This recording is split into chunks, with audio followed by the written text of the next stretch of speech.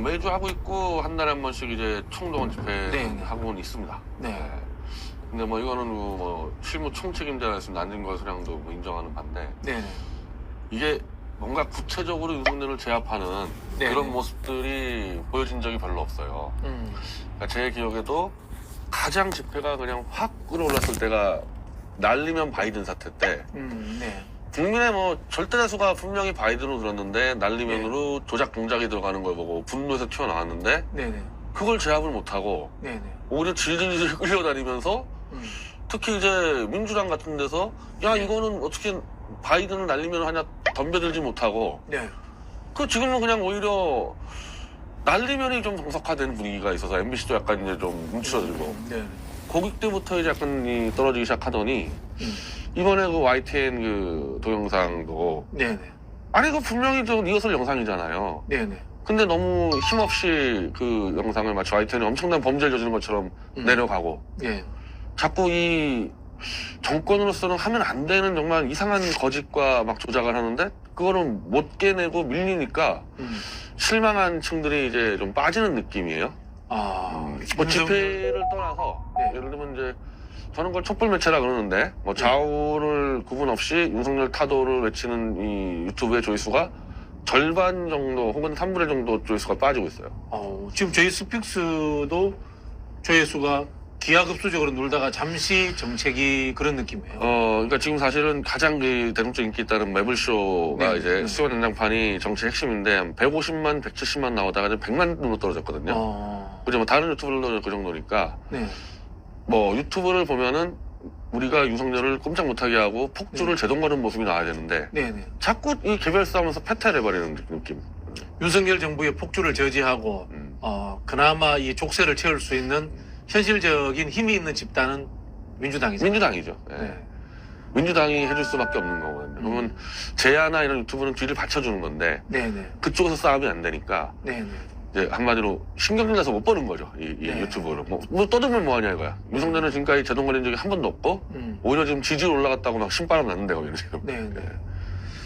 결국 이런 상황이 되면은 윤석열 정부의 실수라든가 이 탄압 이런 것들에 대해서 사람들이 익숙해지는 상황이 될 수 이제 있겠네요. 웬만한 사안은 그냥 넘어가고 네. 오히려 그걸로 지지층은 더 결집되고 네. 지금 이렇게 반복이 되고 있거든요. 이걸 이제 우리 흔히 하는 말로 이제 권위주의 정권이다. 그렇게 이야기를 하거든요.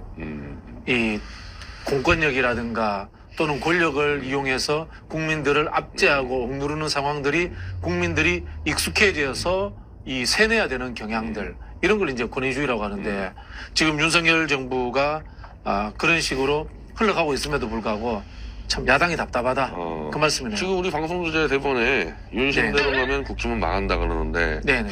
저는 여기에 함정이 걸린 게 아닌가. 그냥 대충 가만히 있으면은 너무 하는 짓이 이상하니까 스스로 망하겠지. 알아서 망해준다. 알아서 망하겠지. 그리고 실제 그런 얘기 엄청 많이 합니다. 네네. 무리하지 말고 가만히 있으면 총선 때 이기면 된다. 그게 민주당 국회의원들 생각이죠. 무지하게 많이 들었어요, 제 얘기도. 예. 근데 과연 지금 그렇게 될까? 예. 이대로 갔을 때?